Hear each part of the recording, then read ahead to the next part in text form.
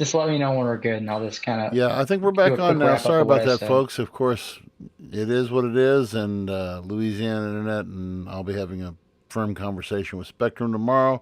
But we still got about 5 or 10 minutes left. So, where we were leaving off at there with Travis is talking about we were talking about all the with the insider information and how these guys like your Dan Crenshaws and all these guys are trying to defend their way of life, but at the same time, don't you think that I mean they're pretty much belittling the fact that with laws like this restrict law and all this other stuff.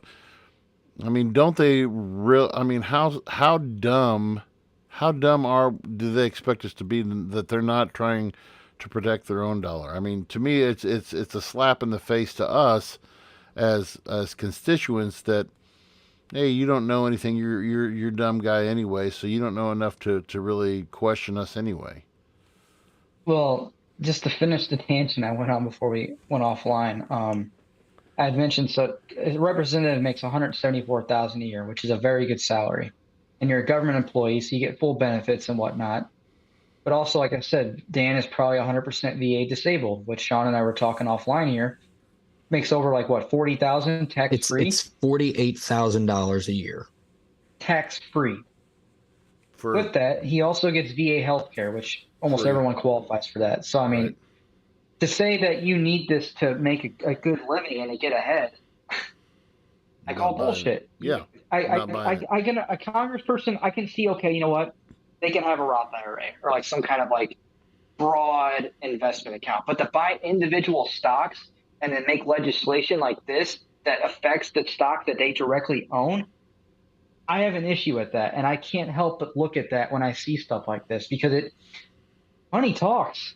Money talks. I can't look past that. I cannot. So, and through all of this, do you think that what's the likely? What do you think? Number one, what do you think the likelihood is of this bill passing? Uh, I don't know. I'm kind of 50-50 on if I think it passes. I think there's enough concerns with the people as far as the vagueness of this bill that I think it would get shut down. I think that would be what the killer of this bill would be. It'd be the vagueness of it. But then I wouldn't be surprised if, like a lot of these things, we would start to see more and more bills come out that would be like very specific in certain like Exactly. aspects I of it, think if like they revise reworded. it and it's more specific, then I could see something like this passing and I could see them going after TikTok. To, But I to hope as the bill as it stands now, I hope it does not get passed. So, well, I think art imitates reality. Movies that I always look back to show. I mean, and they were fun movies, but going back into the 50s, there was a Mr. Smith Goes to Washington, and that was it was either Jimmy Stewart or Cary Grant. Guys who go up who are little Joe nothings who go up and get elected, and they go to Washington. They see the evil ills of Washington. Eddie Murphy did one in the '90s called Distinguished Gentlemen. What was the spinoff of Bruce Almighty was Evan Almighty. And every one of those is just it's more of a satirical look at what goes on in DC. But the fact that art imitates life is undeniable when you see it really scares me how much special interest groups, how much money really control DC. And I mean, we say that a lot, but I mean, if we were really to lift back the veil, if we were really to lift back the curtain and see our politicians, and we were to look at their ledgers and we were to look at their well, you can look at what stocks they trade. You can just Google search it, right, what they own. but I It's mean, public information if you were to, but I still wonder how much of that stuff's kept in offshore accounts, how much of stuff for sure. For they're sure. hiding. You know, they're to me it's this is another topic for another day. But I mean, they're not truly representative of the people. If you want to get a true cross section of the people, I mean, and you guys have heard me say this statement before. Your average congressman is 57 years old. They're white. They were in the high middle to low upper class before they got elected. This isn't a cross section. This isn't a representative people. When you tell me that you're passing this restrict law for the good of our national security, I'm like you, Travis. I call BS because your Crenshaws, your Pelosi's, these people who have a vested stock in Meta Corporation, who are in bed with all of these guys, and well, let's do what's good. I mean, you hear stories about this with the political machines of old back in the early 1900s, with the beef trust and with the oil trust and the railroad trust. Let's pass legislation where you look the other way. Let's pass legislation that you're going to use to help us. And to me, that's what pisses me off about the whole thing, is that we think these politicians think that they're smarter than the average bear, but you don't have to be that smart to look at and see what's really going on, and that's what irritates me. And who's to say the stuff that I just looked up right now, a bill like this gets passed, that becomes deemed as misinformation and it goes offline. Right. That's that. It's a slippery slope. It's a very slippery slope. It is, and that's where that EFF group was going with in their comments. Was this is just the beginning? Who are you? What are you going to deem as Well, I mean, we could write off misinformation and say, well, that's from a foreign source, so we need to.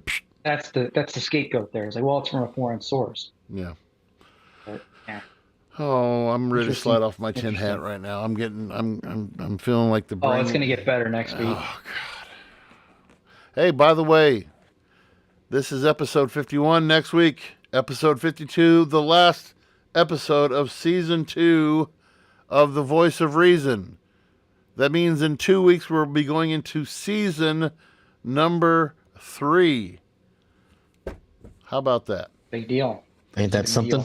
Yep, and Big ol'.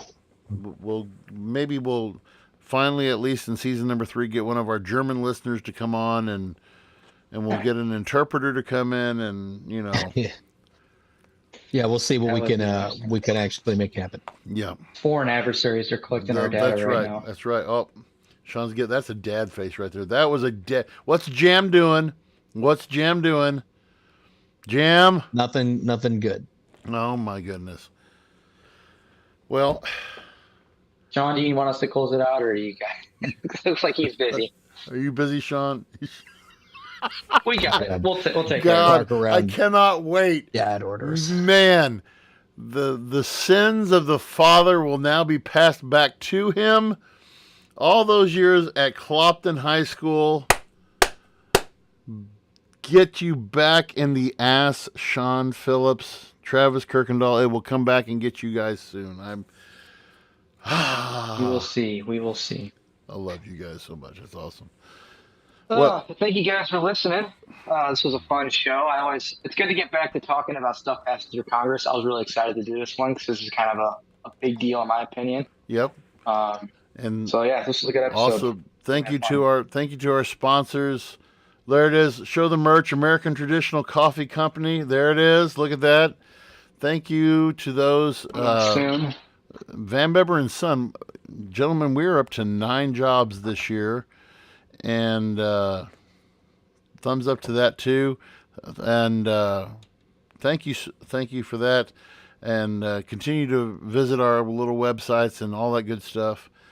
As our friend Sean always says, be a friend, tell a friend, share with your friends, like us, all that good stuff. Facebook, Twitter,